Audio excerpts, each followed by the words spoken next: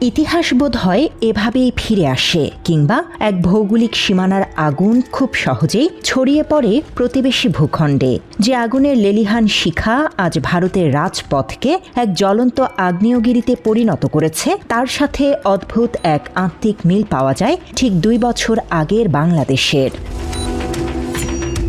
2024 সালের জুলাই মাসে ঢাকার রাজপথে যে তারুণ্যের বিস্ফোরণ স্বৈরাচারের ভিত কাঁপিয়ে দিয়েছিল, আর 2026 সালের এই জুলাইয়ে এসে ভারতের রাজধানী নয়াদিল্লি যেন ঠিক সেই একই বিপ্লবের পুনর্জন্ম দেখছে। ভিন্ন দেশ, ভিন্ন প্রেক্ষাপট, ভিন্ন ইস্যু, কিন্তু প্রতিবাদের ভাষা, রাজপথের উত্তাপ আর রাষ্ট্রযন্ত্রের দমনপীড়নের চিত্র যেন একই মুদ্রার এপিঠ ওপিঠ। ঢাকার সেই জুলাই বিপ্লবের প্রতিটি স্তরের নিখুঁত প্রতিচ্ছবি হয়ে উঠেছে দিল্লির বর্তমান ছাত্র আন্দোলন। যে কোনো পতনের শুরুটা হয় একটি ছোট বীজ থেকে। বাংলাদেশে ছাত্ররা প্রথমে রাজপথে নেমেছিল নিজেদের অধিকার আদায়ের জন্য, মেধার সঠিক মূল্যায়নের দাবিতে, যার কেন্দ্রবিন্দুতে ছিল কোটা সংস্কার। ঠিক একইভাবে ভারতে এই আন্দোলনের সূত্রপাত শিক্ষা ব্যবস্থার এক চরম অবক্ষয়কে কেন্দ্র করে। বেশ কয়েক বছর ধরেই ভারতের প্রধান ডাক্তারি প্রবেশিকা বা নিট ইউজি পরীক্ষার প্রশ্নপত্র ফাঁসের অভিযোগ উঠছিল। এবছরও পরীক্ষার আগেই প্রশ্নপত্র ফাঁস হওয়ার পর ভারত সরকার পরীক্ষা বাতিল করে নতুনভাবে নেয়ার সিদ্ধান্ত নেয়। বাংলাদেশের শিক্ষার্থীরা যেমন পিএসসি বা সরকারি নিয়োগ পরীক্ষায় প্রশ্ন ফাঁস কিংবা দুর্নীতির কারণে হতাশায় ভুগত, ভারতের শিক্ষার্থীদের অবস্থাও ঠিক তাই। এই প্রশ্নপত্র ফাঁসের চরম হতাশায় ভারতে অন্তত 19 জন পরীক্ষার্থী এবছর আত্মহত্যা করেছেন। এই করুণ মৃত্যুর মিছিল আর দুর্নীতির প্রতিবাদেই মূলত ভারতের সাধারণ শিক্ষার্থীরা দিল্লির রাজপথে নামতে বাধ্য হয়। বাংলাদেশের মেধাভিত্তিক রাষ্ট্র গড়ার স্বপ্নের সাথে ভারতের শিক্ষা ব্যবস্থা সংস্কারের এই দাবির এক অদ্ভুত সাদৃশ্য রয়েছে। রাষ্ট্রযন্ত্র যখন নাগরিকদের যৌক্তিক দাবিকে অবজ্ঞা করে, তখন একটিমাত্র শব্দই হয়ে উঠতে পারে দাবানলের মতো স্ফুলিঙ্গ। বাংলাদেশের তৎকালীন প্রধানমন্ত্রী স্বৈরাচার শেখ হাসিনার মুখ থেকে বের হওয়া একটি শব্দ রাজাকার আন্দোলনরত সাধারণ শিক্ষার্থীদের আত্মসম্মানে আঘাত করেছিল। সন্তান নাতিপুতিরা কেউ মেধাবী না, যত রাজাকারের বাচ্চারাও নাতিপুতি হলো মেধাবী। সেই এক রাতেই ঢাকা বিশ্ববিদ্যালয়ের প্রতিটি হল থেকে ক্ষোভে ফেটে পড়েছিল হাজারো শিক্ষার্থী। ভারতেও ঠিক একই ঘটনার পুনরাবৃত্তি ঘটেছে। 2026 সালের মে মাসে ভারতের সুপ্রিম কোর্টের প্রধান বিচারপতি আন্দোলনরত তরুণদের তাচ্ছিল্য করে তেলাপোকা বলে মন্তব্য করেন। বাংলাদেশের শিক্ষার্থীদের মতো ভারতের তরুণরাও এই অপমান মুখ বুজে সহ্য করেনি। তারা এই অপমানকেই নিজেদের শক্তি হিসেবে গ্রহণ করে। চরম প্রতিকূল অবস্থাতেও টিকে থাকার প্রতীক হিসেবে তরুণ প্রজন্ম নিজেদের নাম দেয় তেলাপোকা বা ককরোচ জনতা পার্টি।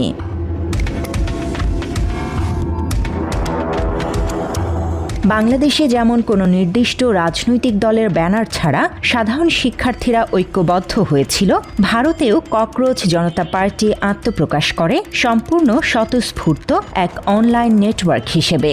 এদের কোনো নির্দিষ্ট দলীয় প্রতীক নেই কোনো রাজনৈতিক অভিভাবক।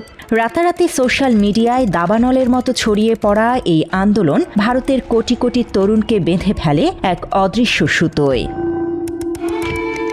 অনলাইনের সেই পুঞ্জীভূত ক্ষোভ একসময় আছড়ে পড়ে বাস্তবের রাজপথে।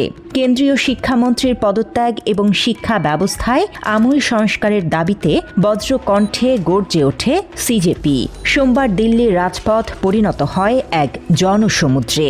সাধারণ শিক্ষার্থীদের ঢল নামে, যাদের গন্তব্য ছিল ভারতের জাতীয় সংসদ ভবন। বাংলাদেশে যেমন ছাত্র জনতার সমস্ত বাধা উপেক্ষা করে গণভবনের দিকে এগিয়ে গিয়েছিল, ভারতেও ঠিক একইভাবে হাজার হাজার সাধারণ মানুষ শিক্ষার্থীদের সঙ্গ দেয়।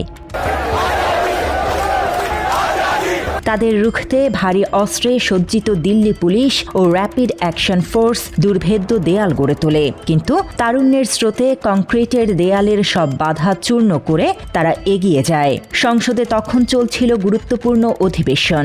বাইরে ইনকিলাব জিন্দাবাদ আর নারায়ে তাকবীর স্লোগানের প্রকম্পন।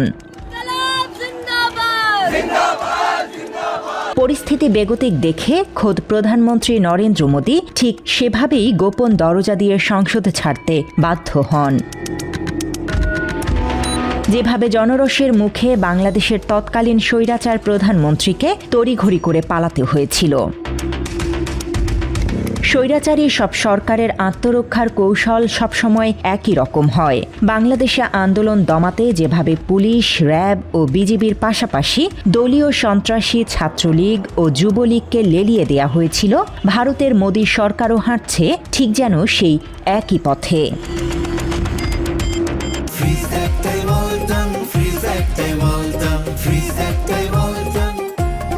দিল্লির যন্তর মন্তর থেকে পার্লামেন্ট অভিমুখে শিক্ষার্থীদের শান্তিপূর্ণ মিছিলে পুলিশের পাশাপাশি আধা সামরিক বাহিনী লাঠিচার্জ, কাঁদানে গ্যাস, জলকামান এবং পেলেট গান ব্যবহার করে। মুহূর্তেই রণক্ষেত্রে পরিণত হয় রাজধানীর কেন্দ্রস্থল। তবে সবচেয়ে বড় সাদৃশ্যটি দেখা যায় সাদা পোশাকের সন্ত্রাসীদের উপস্থিতিতে। বাংলাদেশে যেমন হেলমেট বাহিনী দেশীয় অস্ত্র নিয়ে শিক্ষার্থীদের ওপর ঝাঁপিয়ে পড়েছিল, ভারতেও আন্দোলনরত স্থলে দেখা গেছে নেমপ্লেটবিহীন পুলিশ এবং লাঠি ও দেশীয় অস্ত্র হাতে সাদা পোশাকের একদল ব্যক্তিকে। অভিযোগ রয়েছে মোদী সরকার তার ব্যক্তিগত বা দলীয় সন্ত্রাসীদের দিয়েই এই আন্দোলন দমনের অপচেষ্টা চালাচ্ছে। রাষ্ট্রীয় সেন্সরশিপের অংশ হিসেবে বাংলাদেশে যেমন দেশ জুড়ে ইন্টারনেট ব্ল্যাক আউট করা হয়েছিল, দিল্লিতেও কয়েকটি এলাকায় ইন্টারনেট সেবা সাময়িকভাবে বন্ধ করে দেয়া হয়। আত্মরক্ষার্থে এবং প্রতিরোধ গড়তে বাংলাদেশের ছাত্র জনতা যেমন যার যা আছে তাই নিয়ে রাস্তায় নেমেছিল, ভারতের শিক্ষার্থীদেরও একইভাবে লাঠি সোঁটা হাতে পাল্টা প্রতিরোধ করতে দেখা যায়। যে কোনো গণ আন্দোলনে যখন মূলধারার গণমাধ্যম রাষ্ট্রের আজ্ঞাবহ দাসে পরিণত হয়, তখন সাধারণ মানুষ তাদের বর্জন করতে বাধ্য হয়। বাংলাদেশের জুলাই স্বৈরাচারের দোসর গণমাধ্যমগুলোকে ছাত্র জনতা কিভাবে বয়কট করেছিল তার সাক্ষী ইতিহাস। শিক্ষার্থীদের যৌক্তিক দাবিকে সন্ত্রাসবাদ বা আন্তর্জাতিক ষড়যন্ত্র হিসেবে আখ্যা দিয়ে চরম তোপের মুখে পড়েছিল ক্ষমতাসীন দল। দিল্লির বুকেও আজ দেখা যাচ্ছে সেই একই ক্রোধ। ভারতের মূলধারার ডানপন্থী কর্পোরেট গণমাধ্যম সাধারণ মানুষ গদি মিডিয়া বলে ডাকে, তারা আজ পুরোপুরি বয়কটের শিকার। রাজপথে মূলধারার সাংবাদিকদের বুম দেখলেই চারপাশ থেকে ধেয়ে আসছে সেই পরিচিত ভুয়া ভুয়া স্লোগান।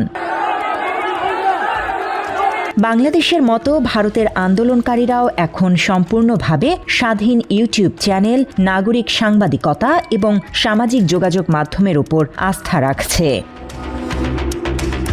সংকটের মুহূর্তে মানুষের আসল চেহারা উন্মোচিত হয়। ভারতের রাজনীতি দীর্ঘদিন ধরে ধর্মভিত্তিক বিভাজনের উপর দাঁড়িয়ে আছে। মোদী সরকার হিন্দু মুসলমানদের মধ্যে যে বিভেদের দেয়াল তুলেছিল, এই আন্দোলন যেন সেই দেয়াল ভেঙে চুরমার করে দিচ্ছে। পুলিশের টিয়ার গ্যাস এবং পেলেট গানের হাত থেকে বাঁচতে আন্দোলনরত দুই ছাত্রী দৌড়ে একটি হনুমান মন্দিরে পৌঁছায়। তারা পানি চাইলে মন্দিরের পুরোহিত তাদের সাহায্য না করে মুখের উপর দরজা বন্ধ করে দেন। ছাত্রীরা অনেকক্ষণ দরজায় ধাক্কা দিলেও পুরোহিত দরজা খোলেননি।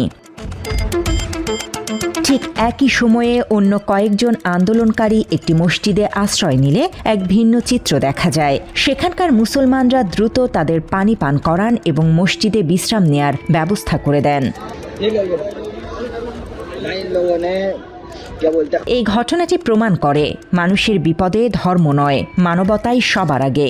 বাংলাদেশেও আমরা দেখেছি ছাত্র আন্দোলনে মাদ্রাসার ছাত্ররা কিভাবে সাধারণ শিক্ষার্থীদের সাথে কাঁধে কাঁধ মিলিয়ে লড়াই করেছে এবং মন্দির পাহারা দিয়ে সাম্প্রদায়িক সম্প্রীতির অনন্য নজির স্থাপন করেছে। আজ ভারতেও হিন্দু মুসলমান ভাই ভাই হয়ে একসাথে কাঁদানে গ্যাস খাচ্ছে, এক কাতারে দাঁড়িয়ে আন্দোলন করছে। দমন-পীড়নের ধরনে দুই দেশের মধ্যে অনেক মিল থাকলেও পুলিশি আচরণের ক্ষেত্রে একটি বড় পার্থক্য ঘটনা পর্যালোচনায় স্পষ্ট হয়ে ওঠে। বাংলাদেশের ২৪-এর আন্দোলনে পুলিশ সরাসরি মরণাস্ত্র ব্যবহার করেছে, বুক লক্ষ্য করে গুলি চালিয়ে শত শত তাজা প্রাণ কেড়ে নিয়েছে। তবে কৌশলগত কারণে ভারতে পরিস্থিতি কিছুটা ভিন্ন। বাংলাদেশের ২৪-এর জুলাই গণ অভ্যুত্থানের প্রথম শহীদ আবু সাইদের সেই অকুতভয় দৃশ্য এবার যেন ফিরে এলো প্রতিবেশী দেশ ভারতে। পুলিশের অস্ত্রের সামনে বিন্দুমাত্র ভয় না পেয়ে বুক চিতিয়ে দাঁড়িয়ে যাচ্ছেন ভারতীয় তরুণরা। অন্যদিকে প্রায় ১ মাস ধরে চলা দিল্লিতে বিক্ষোভরত শিক্ষার্থীদের ওপর পুলিশ বেপরোয়া লাঠিচার্জ করলেও যখন এক শিক্ষার্থীর অবস্থা আশঙ্কাজনক হয়ে পড়ে তখন সেই পুলিশকেই আপ্রাণ চেষ্টা করতে দেখা যায় ওই শিক্ষার্থীর জীবন বাঁচাতে। তবে প্রতিবাদের সাহসিকতায় দুই দেশের তরুণেরাই যেন এক বিন্দুতে মিলেছে। বাংলাদেশে আন্দোলনরত শিক্ষার্থীদের যখন আটক করে প্রিজন ভ্যানে নিয়ে যাওয়া হচ্ছিল তখন সহপাঠীরা গাড়ির সামনে দাঁড়িয়ে পড়ে বুক চিতিয়ে। ভারতেও ঠিক সেই একই সাহসিকতার পুনরাবৃত্তি দেখা গেছে। আটক সহযোদ্ধাদের বাঁচাতে ভারতের শিক্ষার্থীরাও চলন্ত গাড়ির সামনে বুক চিতিয়ে দাঁড়িয়েছে এবং প্রিজন ভ্যানের দরজা খুলে তাদের মুক্ত করে এনেছে। বাংলাদেশে ছাত্র আন্দোলন যখন তুঙ্গে তখন সাধারণ মানুষ, রিকশা চালক থেকে শুরু করে অভিভাবকরা খাবার ও পানি নিয়ে রাস্তায় নেমে এসেছিলেন। সমর্থন জানিয়েছিলেন শোবিজ তারকারা। ভারতেও এর কোনো ব্যতিক্রম হয়নি। হিন্দু, মুসলিম, শিখ, দলিত সহ বিভিন্ন সম্প্রদায়ের মানুষ আজ এক কাতারে। সাধারণ মানুষ খাবার বিতরণ করছে। বাংলাদেশের অভিনয় শিল্পী ও নির্মাতাদের মতো বলিউডের প্রথম সারির তারকা এবং স্বাধীন চলচ্চিত্র নির্মাতারাও পুলিশের নির্যাতনের নিন্দা জানিয়ে শিক্ষার্থীদের দাবির প্রতি সংহতি প্রকাশ করেছেন। তবে রাজনৈতিক অঙ্গনের চিত্রটি এখানে কিছুটা ভিন্ন মাত্রা পেয়েছে। বাংলাদেশে বিরোধী দলগুলো কৌশলগত কারণে প্রথম দিকে সরাসরি মাঠে না থাকলেও পরে সর্বাত্মক সমর্থন দেয়, কিন্তু ভারতে শুরু থেকেই বিরোধী শিবির মাঠে নেমেছে। শিক্ষার্থীদের ওপর বর্বরচিত হামলার পর কংগ্রেস নেতা রাহুল গান্ধী, প্রিয়াঙ্কা গান্ধী এবং সমাজবাদী পার্টির অখিলেশ যাদব প্রধানমন্ত্রীর বাসভবনের সামনে অবস্থান নেন। তৃণমূল নেত্রী মমতা বন্দ্যোপাধ্যায় সর্বস্তরের মানুষকে এই গণ আন্দোলনে যোগ দেওয়ার উদাত্ত আহ্বান জানিয়েছেন। বাড়াবাড়ি বন্ধ না হলে আমাদের আন্দোলন রাস্তায় আমাদের রাস্তা দেখাবে। এই দাবানলে নতুন ঘি ঢেলেছে দেশের কৃষক সমাজ। বাংলাদেশে যেমন পোশাক শ্রমিক ও সাধারণ খেটে খাওয়া মানুষ আন্দোলনে যোগ দিয়েছিল, প্রতিবেশী দেশেও ভারত যুক্তরাষ্ট্র বাণিজ্য চুক্তির প্রতিবাদে পাঞ্জাব ও হরিয়ানার হাজার হাজার কৃষক শম্ভু সীমান্ত দিয়ে ব্যারিকেড ও কাঁটা তার ভেঙে দিল্লি ঘেরাওয়ের উদ্দেশ্যে ধেয়ে এসেছে। মানবাধিকার সংস্থা হিউম্যান রাইটস ওয়াচ ও অন্যান্য গণমাধ্যমের তথ্য মতে চলমান এই আন্দোলনে এখন পর্যন্ত পুলিশ অন্তত ৭০ জন আন্দোলনকারীকে আটক করেছে। আন্দোলনকারীদের বিরুদ্ধে ৫টি ফৌজদারি মামলা দায়ের করা হয়েছে। পুলিশের লাঠিচার্জ ও টিয়ার গ্যাসের কারণে শিক্ষার্থী ও পুলিশ মিলে ২০০ জনেরও বেশি আহত হয়েছেন। যদিও সরাসরি সংঘর্ষে এখনও কোনো নিহতের খবর পাওয়া যায়নি। তবে প্রশ্ন ফাঁসের হতাশায় যে ১৯ জন শিক্ষার্থী আত্মহত্যা করেছেন তাদের রক্তের দায় কোনোভাবেই এড়াতে পারে না রাষ্ট্র, এমন দাবি ভারতের তরুণ সমাজের। রাজনৈতিক বিশ্লেষকদের মতে মোদী সরকারের দীর্ঘ শাসনকালের এটি সবচেয়ে বড় অস্তিত্ব সংকট। অনলাইনের এক আপাত তুচ্ছ ব্যঙ্গাত্মক আন্দোলন আজ কোটি জনতা, কৃষক আর বিরোধীদের এক ছাতার নিচে নিয়ে এসে মোদী সরকারের ক্ষমতার ভিত কাঁপিয়ে দিয়েছে। অ্যামনেস্টি ইন্টারন্যাশনাল সহ আন্তর্জাতিক মহল দ্রুত নিরপেক্ষ তদন্তের দাবি তুলেছে। টিয়ার গ্যাস আর বারুদের গন্ধে আজ ভারী দিল্লির বাতাস। সরকার কঠোর দমন-পীড়ন চালিয়ে পরিস্থিতি নিয়ন্ত্রণের চেষ্টা করলেও রাজপথের বার্তা একেবারে স্পষ্ট। চাপিয়ে দেওয়ার সিদ্ধান্ত আর মুখ বুজে সহ্য করবে না জনগণ। বাংলাদেশে ছাত্র জনতার একতাবদ্ধ শক্তির কাছে একটি জেঁকে বসা স্বৈরাচারী সরকারের পতন ঘটেছিল। মোদি সরকার কি পারবে এই বিশাল গণ আক্রোশ সামাল দিতে, নাকি ভারতের রাজনীতিতেও আসতে চলেছে বাংলাদেশের মতোই এক প্রবল ঝোড়ো হাওয়া? দিল্লির এই রাজনৈতিক সাইক্লোন শেষ পর্যন্ত কোথায় গিয়ে থামে? বিশ্ব এখন সেদিকেই নজর রাখছে। News desk, Bangla addition.